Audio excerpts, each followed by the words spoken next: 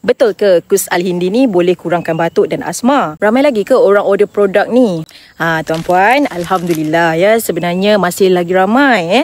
Hari ni saya nak tunjukkan tuan-puan keadaan dekat HQ kita. Packing untuk order hari ini. Alhamdulillah, Kus Al-Hindi Himalaya Herb ni sentiasa dapat sambutan daripada semua pengguna. Okey, bukan pengguna baru je. Actually, pengguna yang dah lama order pun still repeat order sebab nak maintain kesihatan mereka dengan mengamalkan Kus Al-Hindi ni. Jadi, untuk yang tak pernah dengar Kus Al-Hindi ni, sebenarnya ianya dianggap herba sunnah yang boleh membantu masalah berkaitan dengan pernafasan, asma, resdung, batuk berkahak, jangkitan paru-paru pun insya-Allah mujarab.